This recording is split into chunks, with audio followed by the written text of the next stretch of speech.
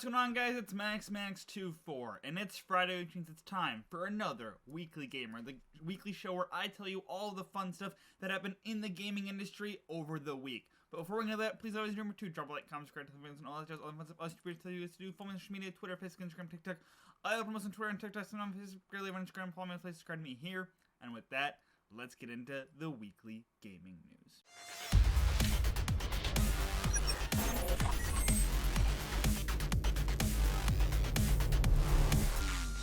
So this week, not much happened besides a Nintendo Direct. Nintendo came out swinging with a big Direct that was going to be focusing on the first half of the year, and it did not disappoint. Well, it kind of disappointed.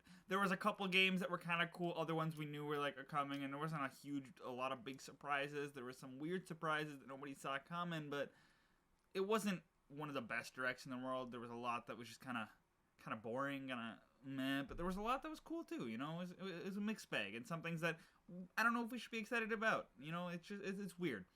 So Nintendo Direct was yesterday, 2 days ago, but some of the big things that came out of this Direct was that they announced Nintendo Switch Sports, which is coming April 29th. Nintendo Switch Sports is the next Wii Sports game. That's right. Finally, after how long the Nintendo Switch has been out, we are finally getting our hands on another Wii Sports title. Well, a Nintendo Switch Sports title. But this is the fourth mainline Wii Sports game. There was two on the Wii with Wii Sports and Wii Sports Resort, and there was one on the Wii U with Wii Sports Club. So Nintendo Switch Sports is bringing that series back. At launch, it's going to have bowling, tennis, volleyball, soccer, badminton, and then the sword-dealing thing, Shambara. And then later on, with a free update, it's going to add golf. That is six sports at launch, 7 after the update. So that's a pretty decent helping of sports fun. Now, you would think everyone would be really excited about Nintendo Switch Sports. I mean, when I first saw it, I was like, ooh, Nintendo Switch Sports. I'm going to be buying that. And of course, I'm going to be buying it either way because it's more Wii Sports and I love Wii Sports. There's just something off about it. Something that just isn't quite clicking with me, all right? It just doesn't feel like Wii Sports. It just doesn't look like Wii Sports. It doesn't feel like Wii Sports. There's only 6-7 mini-game sports at launch, and Wii Sports Resort had 13, so they're cutting it in like half. They're missing baseball and boxing. Like, seriously, how can you have another Wii Sports game without baseball and boxing? And the Miis aren't the focus. That's right. The Miis are not the focus of the game. No, we are going to be playing with these avatars that look kind of like Xbox avatars, that look kind of soulless, that look kind of boring. Not Miis. That's like the whole concept. You play as the Miis, Nintendo. The Miis. Why are you just taking the Miis and throwing them out in the trash? Come on, Nintendo. Stop it. Give me the Mii gameplay. Now, Miis will still be in the game, but they too don't look like Miis anymore. No, they look like these avatars with Mii faces. That's not what I want. I want the Miis. I want them with their little tiny ball hands that aren't connected to their bodies, or little tiny ball legs that aren't connected to their bodies. I want that. I don't want these Xbox avatar looking things. And then some of the minigames just kind of look weird. All right, soccer, it looks like Rocket League. It looks like it's straight out of Rocket League. It's Rocket League without the cars. So, but the biggest thing is no boxing. No boxing. That's where I draw the line, Nintendo. You're not gonna have boxing in it. I can't support you anymore. But I am excited for bowling. On top of that, they announced something that nobody saw coming: Mario Kart 8 Deluxe DLC.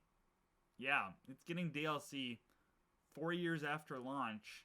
Technically, like 6 years or whatever after launch, if you count it, the Wii U version as the same game, which it kind of is. But it's getting DLC. DLC over 6 waves, 48 new courses. The current game has 48 courses, so it's going to double the course count and make it have 96 courses in total. That's over half of the Mario Kart series.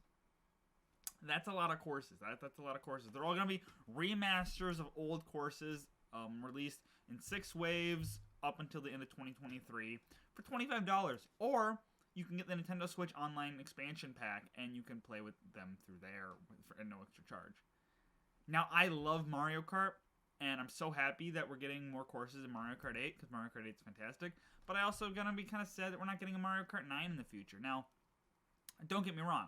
I'm not complaining about the fact that I'm gonna only have to pay $25 for a whole nother game worth of content instead of shelling out $60 for a whole new Mario Kart game. But there's something about getting your hands on like a new game, you know, new mechanics, new characters, new stuff like that, that just is missing here. I mean, again, I'm super excited to explore all 48 of these old courses. Super excited to see them in remastered graphics. Super excited to get more time out of Mario Kart 8 Deluxe for only $25. But there's also a part of me that would really love to see a Mario Kart 9 with new tracks, new maps, new characters. Now, I'm going to be buying the DLC right away, of course, because, again, it's Mario Kart 8 Deluxe. But a part of me is really hoping that we get a Mario Kart 9 eventually. I don't think we're going to get a Mario Kart 9 on the Switch, especially after this, but I hope we get a Mario Kart 9 eventually. Another big announcement was Fire Emblem Warriors 3 Hopes. It's the fourth in the Nintendo Warriors franchise. We have 2 Hyrule Warriors and now 2 Fire Emblem Warriors. If you're a fan of the Warriors franchise, there you go. You're gonna get another Warriors game. It's connected to the Three Houses Fire Emblem game, so it's in the same world. I think it's like an alternate history, alternate story kind of thing. I don't know, but it's more Fire Emblem Warriors. It's more Nintendo Warriors, so that's cool. Xenoblade Chronicles 3 got announced. For those who like Xenoblade Chronicles, I don't care about Xenoblade Chronicles. Splatoon 3, Salmon Run 2, which is their like PvE mode, got shown off, and it looks like fun. You're gonna be fighting back against bosses, kind of coming on like a helicopter, like Call of Duty Warzone style, and you know it looks fun. It looks like Splatoon, so there you go. Mario Strikers Battle League got announced, and yep, that's right, another Mario Strikers game. There's a lot of sports games coming out for the Switch, isn't there? We got Mario Baseball, we got Mario Golf, we got Mario Strikers, we got Mario Kart, we got, and then Nintendo Switch Sports. It's like the sports machine, isn't it? That's what's happening here. Kirby in the Forgotten Land also shut off some of its gameplay in a new mode called Mouthful Mode. Mouthful Mode? Yep, Kirby can suck up a car and become a car, and a vending machine, and a traffic cone, and a giant ring.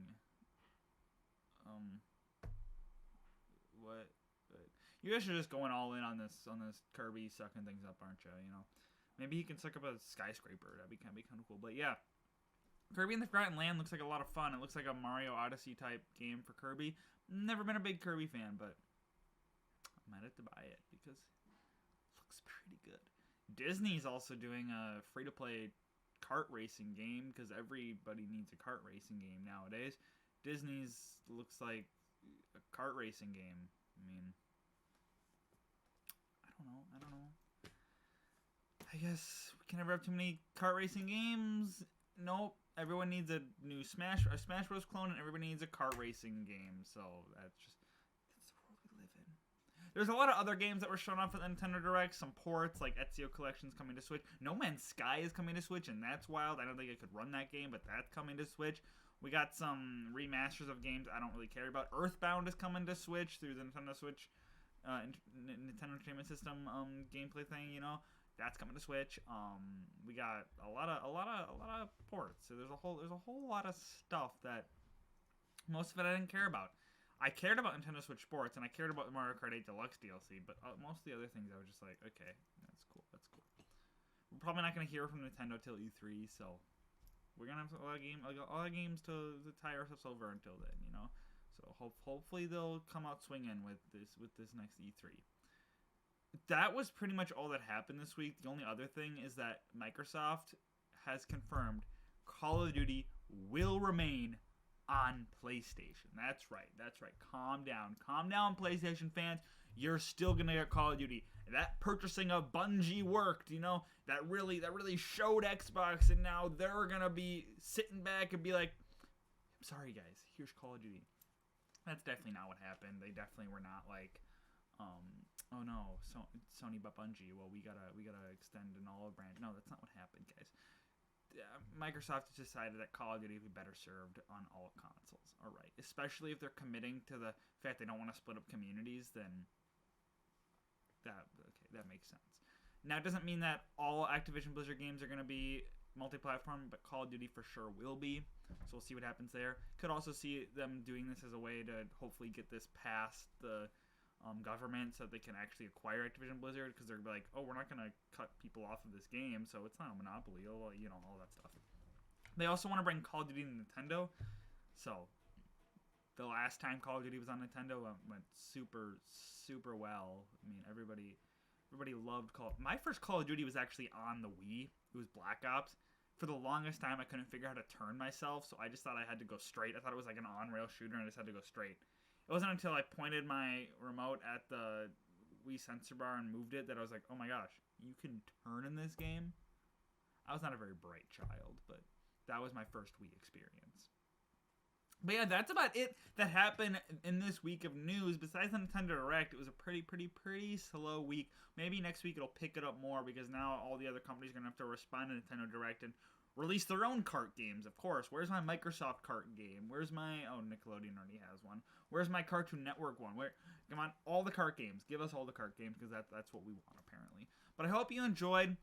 Please like, comment, subscribe, tell your friends, all jazz, all the fun stuff us YouTubers tell you guys to do. Follow me on social media, all those social medias that I talked about before. They're all in the link in the description below. Let me know what you thought of this week of news. Let me know what you thought of Nintendo Direct. If you thought that anything was really cool, if you thought that I missed out on anything, let me know all that in the comments below.